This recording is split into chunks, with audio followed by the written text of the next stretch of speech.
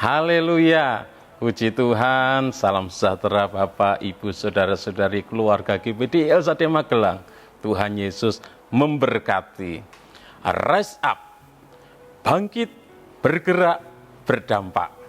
Hari ini kita akan kembali bersama-sama belajar firman Tuhan.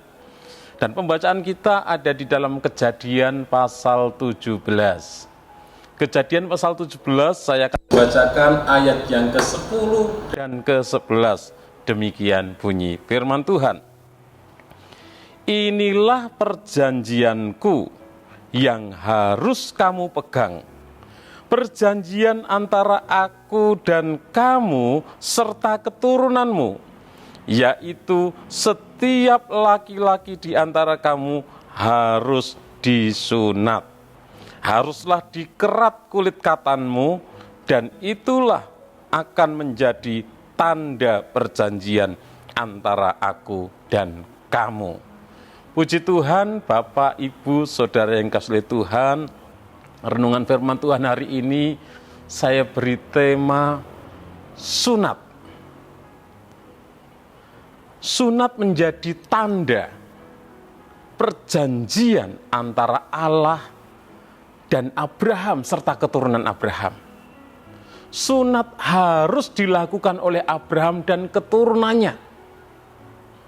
Kalau kita mengobservasi di dalam kitab Kejadian pasal yang ke-17 ini, peristiwa apa yang terjadi di dalam Kejadian pasal 17?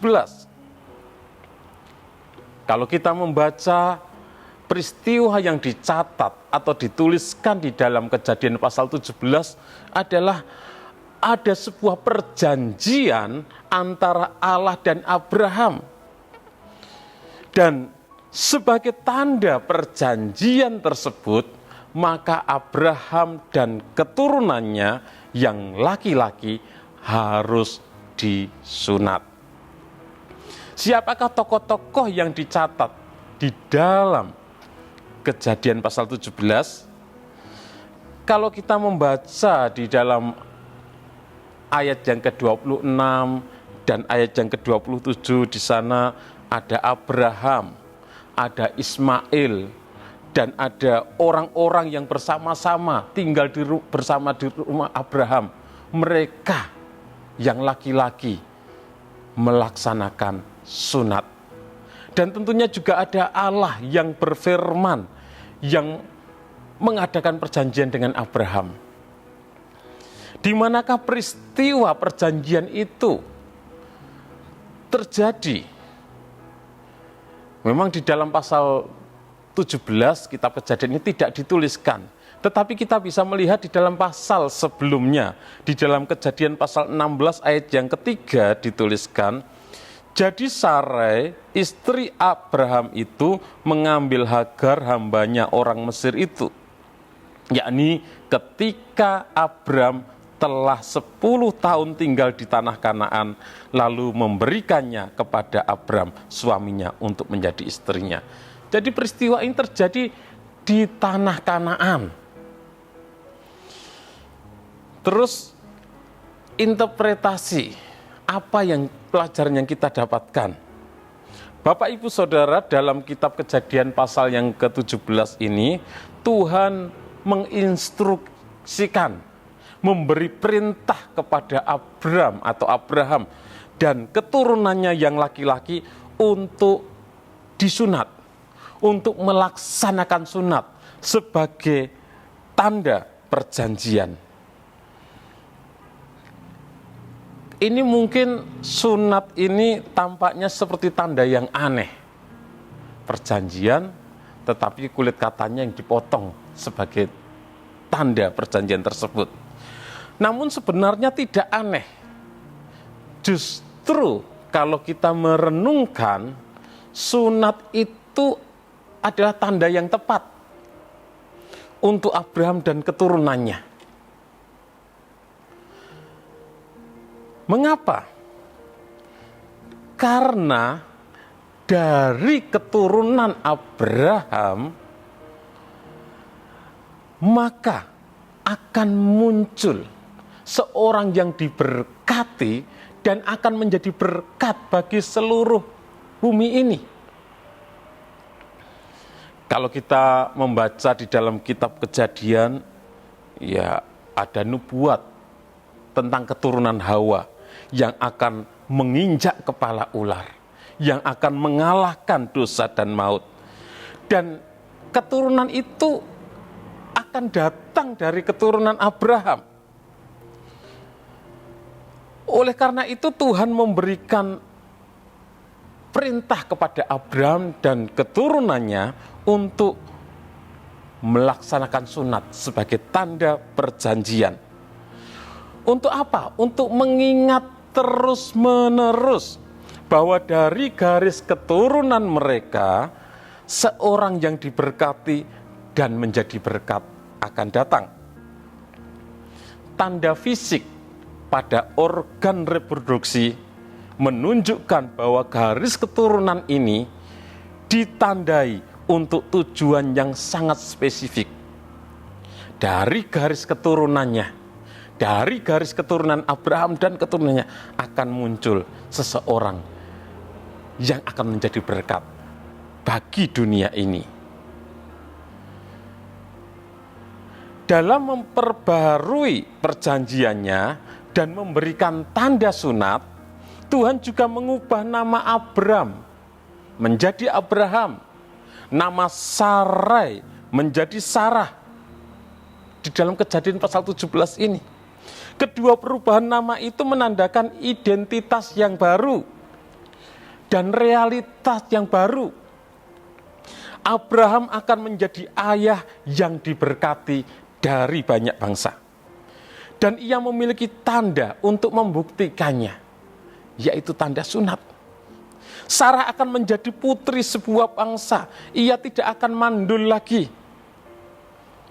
Pada akhirnya kita mengerti bahwa keturunan dari Abraham dan Sarah yang menjadi berkat bagi seluruh dunia ini, bagi semua bangsa adalah Yesus.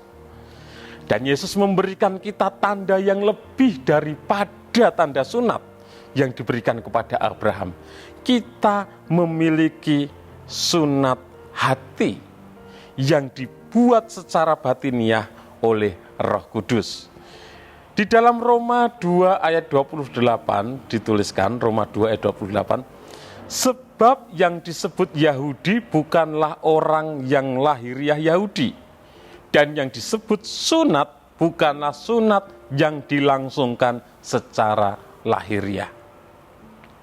Setelah Yesus yang menjadi perjanjian dari keturunan Abraham akan datang seorang yang diberkati dan menjadi berkat yang menyelamatkan dunia ini, lahir ke dunia, maka Yesus merubah perjanjian itu. Sunat yang kita lakukan bukan lagi sunat secara jasmani, tetapi sunat rohani, sunat hati. Alasan untuk sunat batiniah adalah bahwa anak-anak sejati Abraham bukanlah mereka yang berasal langsung dari keturunan Abraham secara jasmani, tetapi mereka yang beriman percaya kepada Tuhan Yesus Kristus. Dalam Roma 2 ayat 29 dituliskan, tetapi orang Yahudi sejati ialah dia yang tidak nampak keyahudiannya, dan sunat ialah sunat di dalam hati secara rohani, bukan secara hurufiah. Maka pujian baginya datang bukan dari manusia, melainkan dari Allah.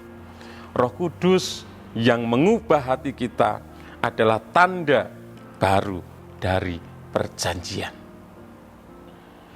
Dan seperti sunat Abraham sebagai tanda yang terletak di tubuhnya yang menjamin pemenuhan janji yang akan datang. Dalam perjanjian baru dikatakan bahwa tanda Roh Kudus di dalam kita adalah jaminan bagi kita bahwa semua janji Tuhan juga akan digenapi dalam hidup kita. 2 Korintus 1 ayat 22 dituliskan, 2 Korintus 1 ayat 22, memeteraikan tanda miliknya atas kita dan yang memberikan Roh Kudus di dalam hati kita sebagai jaminan dari semua yang telah disediakan untuk kita. Sebagai orang Kristen, pengikut Kristus, kita juga menerima nama baru. Nama pertama diberikan kepada kita ketika kita menaruh iman kepada Yesus. Ketika kita menjadi ciptaan yang baru, maka pada saat itu kita diberikan begitu banyak nama yang baru. Di dalam 2 Korintus 11 ayat yang kedua, kita diberikan nama, yaitu sebagai mempelai Kristus. Di dalam Roma 8 ayat 16, kita diberikan nama sebagai anak-anak Allah. Di dalam Roma 1 ayat 7, kita diberi nama sebagai kekasih Allah dan sebagainya. Ada nama baru sebagai orang-orang yang percaya kepada Kristus.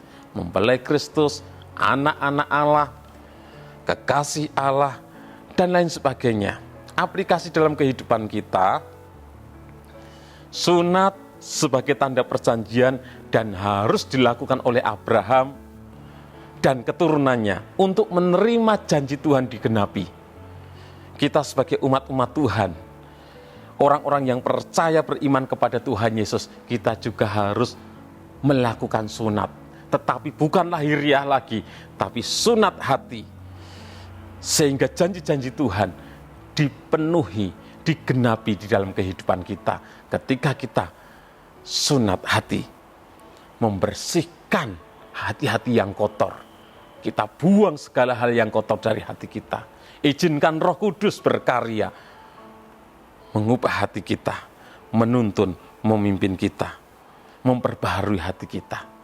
Maka Tuhan akan memberkati kita, janji-janji Tuhan digenapi di dalam kehidupan kita.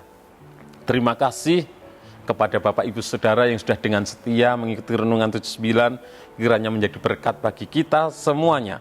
Bagi Bapak Ibu Saudara yang ingin didoakan dengan pokok doa tertentu atau ingin menyampaikan kesaksian, dapat menyalurkan melalui chat WhatsApp di nomor 0813 2742 0088. Mari kita berdoa. Terima kasih Tuhan, kami bersyukur karena Engkau Allah yang setia, Allah yang selalu menggenapi setiap janji-Mu. Kami sebagai umat-umat-Mu mengizinkan Roh Kudus memperbaharui hati kami. Kami mau membuang segala hal yang tidak berkenan di hadapan-Mu, hati-hati yang kotor. Kami mau membuang semuanya itu. Terima kasih Tuhan, mampukan kami untuk hidup di dalam kebenaran-Mu, untuk melakukan sunat hati setiap hari Tuhan.